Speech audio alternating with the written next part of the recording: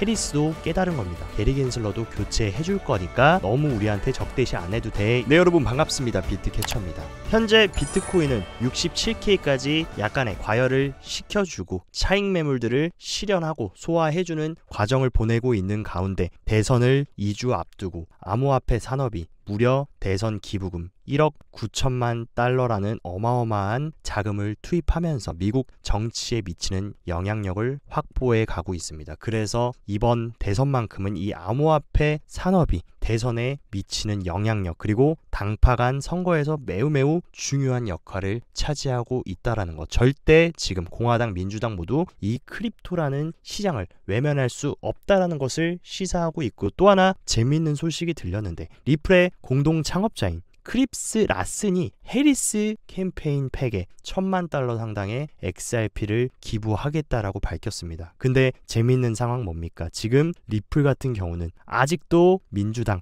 SEC 게리 겐슬러와 흙탕물, 소송, 항소 싸움을 계속하고 있는 가운데 리플의 공동 창업자가 해리스한테 어마어마한 자금을 기부를 했고, 마치 공교롭게도 해리스가 SEC 의장 게리 겐슬러 모가지를 쳐내고 대체할 후보자를 고려하고 있다라고 밝혔습니다. 실제 이 소식은 카더라가 아니라 인수위원회가 2명의 후보를 실제로 심사하고 있다라는 소식이 들렸고, 해리스도 깨달은 겁니다. 대선에서 이기려면 게리 겐슬러 계속 품고 가서는 승산 없다. 교체해야 된다. 이런 여론과 민심을 수용하려는 굉장히 재밌는 스탠스를 보여주고 있습니다. 근데 더욱더 재밌는 사실, 두 후보자 중 하나인 크리스 브루머와 현재 공인회계감독위원회의 의장인 에리카 윌리엄스라는 이 두 후임자들은 심지어 게리 겐슬러보다 암호화폐에 훨씬 더 호의적인 견해를 가지고 있는 인물들이다. 그러니까 이렇게 간접적으로 얘기한 겁니다. 해리스도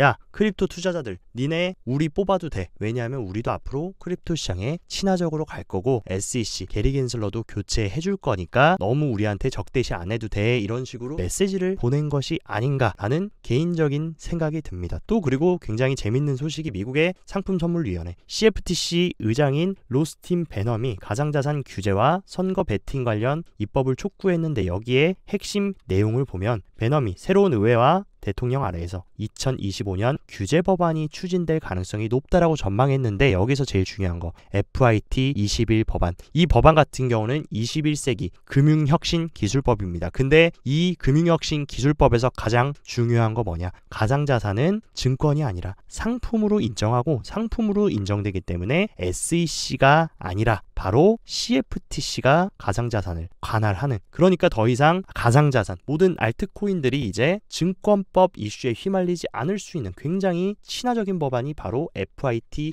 21 법안인데, 이것들이 2025년에 승인될 가능성이 굉장히 크다라고 낙관적인 입장을 밝힌 것입니다. 왜냐하면 이 FIT 21 법안이 승인돼야 여러분들도 많이 기다리고 계시는 비트코인과 이더리움 다음 ETF는 무엇이 될 것인가. 현재로서는 솔라나와 리플이 유력한데, 만약에 해리스가 당선된다라고 하면 FIT 21 법안이 빠르게 순조롭게 승인되기는 조금 어려울 수 있지만, 반대로 트럼프가 당선된다라고 하면은 FIT 21 법안이 승인되면서 이런 솔라나, 리플 같은 많은 알트코인, 증권법에 지금 휘말려가지고 ETF로 나오지 못하는 것도 수면 위로 나올 수 있다라는 것을 시사한다. 그렇기 때문에 FIT 21 법안의 흐름도 우리가 계속해서 이번 사이클에서 트래킹해서 가야 되는 매우 중요한 이슈라는 거 여러분들이 잘 체크를 하시고, 비트코인 가격은 약간의 조정을 주고 차익 매물들이 나오고 있지만, 반면 비트코인 현물 ETF로의 유입은 어제도 세 자리대의 어마어마한 유입세를 보이면서 벌써 7일 연속으로 엄청나게 강한 유입세가 들어오고 있습니다. 그리고 누적 물량 같은 경우도 계속해서 올타임 하이를 갱신하면서 결국에 큰 가격의 흐름을 결정하는 것은 비트코인 현물 ETF다. 그렇기 때문에 비트코인 현물 ETF의 유입량이 완전히 꺾이면서 유출이 되지 않는 한 큰 방향성에는 문제가 없다라고 저는 보고 있습니다. 그리고 지난주 디지털 자산 펀드 유입도 체크해보면 또 굉장히 오랜만에 엄청나게 큰 유입세가 들어왔고, 특히나 이 유입세는 어디서 들어온 유입세냐? 바로 미국에서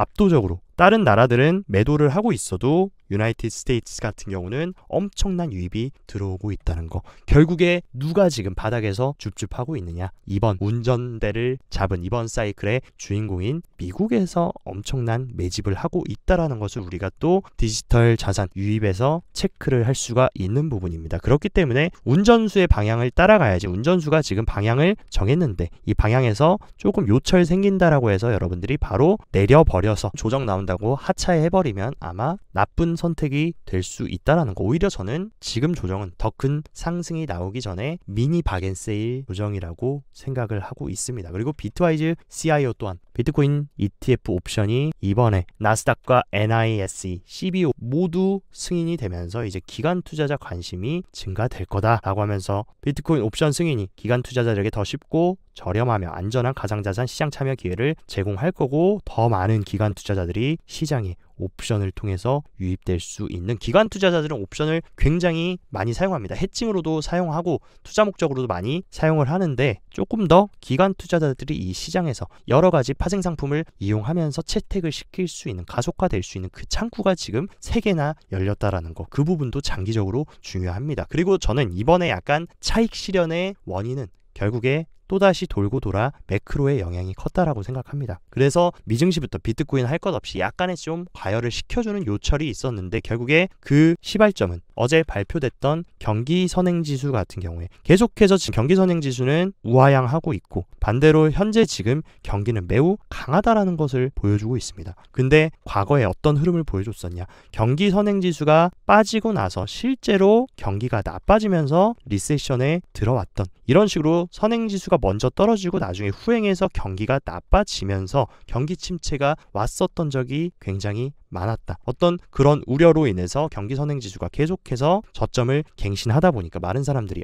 진짜 리세션 오는 거 아니야? 지금 경제 강하긴 한데 언제 무너져도 이상한 거 아니야? 어떤 이런 우려감이 커지면서 금리의 바로미터라고 볼 수 있는 10년물 국채 금리가 이런 식으로 계속해서 상승하면서 오는 11월 FOMC의 금리 인하에 대한 불확실성이 조금 커졌습니다. 그래가지고 금리 동결 확률이 다시 또 11%까지 올라왔고, 아직도 현재는 25bp 인하가 88.9%로 압도적인 상황이지만 어쨌든 시장은 지금 너무나 여러 가지 것들이 좋게 흘러가는데, 이런 작은 불확실성 하나만으로도 조금 흔들릴 수 있기 때문에 이 부분이 영향을 줬다라고 생각합니다. 그리고 또한 달러 인덱스 같은 경우도 계속해서 지금 하방 트렌드 라인을 강력하게 돌파하면서 강달러의 흐름도 지속되고 있는 점도 약간의 조금 비트코인이 조정을 받고 차익 매물이 나왔던 원인이지 않을까. 하지만 제가 말씀드렸던 거 뭡니까? 경제는 우리가 단발적인 데이터들로 보는 게 아니라 큰 흐름의 방향성을 보셔야 진짜 방향을 우리가 알 수 있다라고 말씀드렸는데, 제가 봤을 때 금리 인하의 흐름에, 큰 흐름에는 전혀 문제가 없다. 그리고 연준의 로리 로건 총재 같은 경우도 경제 예상대로면 점진적으로 금리 인하하면서 우리 페이스대로 트랙대로 잘 흘러갈 것이라고 발언을 해줬습니다. 그 근거를 체크를 해보면 점진적으로 정책금리는 더 정상적이거나 중립적인 수준으로 내리는 전략이 리스크를 관리하고 우리의 목표를 달성하는데 도울 수 있다. 그러니까 금리 팍팍팍 내리지는 않더라도 점진적으로 한 계단 한 계단씩 내리는 것이 경기 침체를 막으면서 경기 부양을 하는데 도움이 될 것이고, 그러면서 덧붙인 게 경제는 강력하고 현재 안정적인 상황이라는 것을 또다시 얘기를 해준 만큼 어쨌든 우리는 궤도 안에 있고 우리 페이스대로 지금 잘 가고 있다. 그렇기 때문에 이런 단발적인 매크로 데이터는 시장에 단기적인 영향을 줄 수 있어도 큰 영향을 주지는 못한다라는 사실을 우리는 꼭 알아야 된다. 오라클 내러티브의 왕인 체인링크의 움직임이 최근 굉장히 수상합니다. 체인링크가 최근 유로클리어, 스위프트 및 6개 금융기관 간의 업계 전반의 기업 행동, 이니셔티브 파트너십을 맺으면서 핵심적인 국경 간 결제와 초대형 자본시장의 거인들과 파트너십을 맺으면서, 심지어 어떤 키워드입니까? AI와 오라클, 블록체인이 어떻게 금융 분야에서 수십 년간 지속되어 온 비정형 데이터 문제를 해결할 수 있는지 성공적으로 입증했다라고 하면서 이 AI와 블록체인을 본인들의 오라클로 연결시키려는 엄청난 이니셔티브를 계획하고 있고, 국경 간 결제에도 체인링크가 참여해가지고 그 연결고리, 브릿지 역할을 하려는 엄청난 움직임을 보이고 있다라는 거. 체인링크도 우리가 지속적으로 이번 사이클 트래킹해서 가셔야 되고, 실제로 지금 스위프트와 함께 국경 간 결제와 글로벌 금융시장의 핵심적인 주축인 BIS 또한 토큰화는 금융 시스템과 더 넓은 경제 발전에 많은 이점을 제공할 수 있다. 하지만 비용적인 부분과 리스크적인 측면도 고려해야 된다. 물론 당연히 새로운 혁신을 도입하고 변화를 주려면 비용적인 부분, 리스크는 있다. 하지만 이것을 더욱더 잘 구축하고 규제를 명확히 해서 극복한다면 토큰화는 새로운 금융 시스템과 넓은 경제의 이점을 가져다 줄 수 있다라는 것을 지금 BIS의 제너럴 매니저도 발언을 해주고 있는 만큼 분명히 결제 시장에 엄청난 혁신을 블록체인 기술이 가져다 줄 것으로 생각이 됩니다. 그리고 최근 굉장히 열심히 일하고 있는 수이 같은 경우도 두바이의 현장 솔루션 엔지니어링을 위한 인큐베이터 허브를 출시하면서 적극적으로 중동 시장까지 뛰어들려고 하고 있고, 또한 두바이는 어떻게 보면 중동의 금융 허브인 만큼 적극적인 확장과 파트너십을 단행하고 있습니다. 그렇기 때문에 수위도 이번 레이어 1 중에서 정말 솔라나 킬러라고 불릴 만큼 굉장히 적극적인 개발과 확장을 하고 있는 점 우리가 조금 주목해서 봐야 되지 않을까. 또 그리고 재밌는 소식이 들렸는데 잠잠했던 아발란체가 비자와 가상자산 결제 신용카드를 출시했다라고 밝히면서 비자와 공식으로 협력해서 라틴 아메리카 카리브해 지역의 고객들에게 실제로 크립토 결제로 사용할 수 있는 신용카드를 제공할 거다라고 하면서 이런 식으로 아발란체도 적극적인 결제 기업, 결제 인프라 거인인 비자와 협력하면서 의미 있는 움직임을 가져가고 있다라는 거. 또 그리고 바네크 같은 경우는 솔라나 ETN 스테이킹 기능을 활성화시키겠다 하면서 유럽에 운용 중인 솔라나 ETN의 스테이킹 기능을 활성화했고 투자자들은 보상을 누적 및 재투자할 수 있고 바네크가 유동성을 관리하겠다. 스테이킹 기능까지 활성화된다라고 하면 유럽에서 더 많은 솔라나 ETN 채택으로 이어질 수 있고 이런 수요가 강화된다라고 하면은 솔라나에 조금 더 가격적으로도 펀더멘탈적으로도 안정적인 흐름을 구축할 수 있다라는 거. 그래서 특히나 자발트 코인, 밈코인 이런 것들보다 확실히 지금 인프라를 잘 깔고 있고 펀더멘탈을 구축하면서 중장기적으로 살아남을 수 있는 그런 알맹이가 있는 알트코인들을 여러분들이 잘 트래킹해서 포트를 구성해야 되는 중요한 시기라고 말씀을 드리고 싶습니다.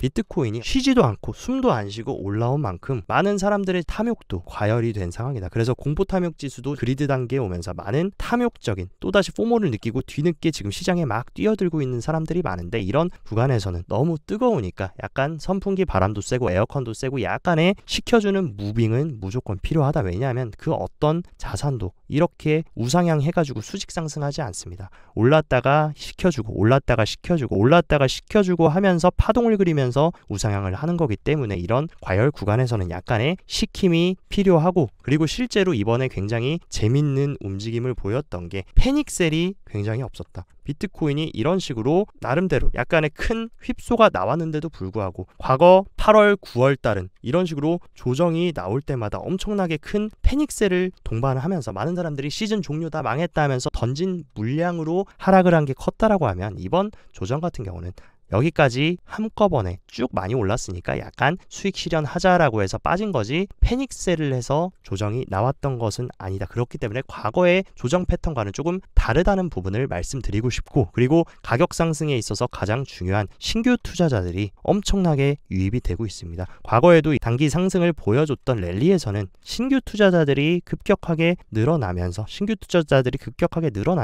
가격 상승을 동반했는데 지금도 마찬가지로 신규 투자자들이 완전히 메말랐다가 증가하는 패턴을 보여주면서 비트코인이 상승이 나온 만큼 모멘텀은 조금 더 지속이 될 것으로 저는 보고 있습니다. 그리고 비트코인의 가장 중요한 펀더멘탈이라고 볼 수 있는 해시레이트 같은 경우는 또다시 최근 들어서 엄청나게 수직 상승하면서 더 많은 채굴자들이 비트코인 채굴을 하려고 뛰어들고 경쟁에 뛰어들고 있다라는 거. 결국에 비트코인 가격은 큰 흐름에서 해시레이트를 따라가게 될 수밖에 없는데 해시레이트가 이렇게 또다시 올타임 하이를 갱신했다라는 거. 비트코인도 곧 가격이 제자리를 찾아갈 것으로 생각됩니다. 그리고 스테이블 코인 공급 비율 오실레이터를 보면 과거에도 스테이블 코인 오실레이터가 음수에서 양수로 전환이 되면서 가격이 상승했고, 스테이블 코인 공급 오실레이터가 양수를 유지해주면서 크게 상승했을 때 비트코인 가격이 상승을 했던 모습을 많이 보여줬는데 이번 기나긴 약세 조정 구간에서 스테이블 코인 공급 비율 오실레이터가 완전히 바닥을 찍고 음수 구간에서 9월 말을 기점으로 완전히 피벗해서 10월에 접어들면서 양수로 전환이 된 흐름, 보통 이런 식의 양수 전환이 된 이후에 굉장히 큰 랠리가 나오면서 오실레이터가 굉장히 크게 상승했을 때 비트코인 가격도 그런 흐름을 따라가준 만큼, 즉 쉽게 말해서 시장에 돈들이 계속 들어오고 있고 다시금 유동성이 확대되고 있다. 그리고 유동성은 비트코인 가격과 큰 흐름에서 연동되어 간다는 사실을 아신다면 큰 방향이 어디로 갈지 너무나 명확한 상황이라고 생각됩니다.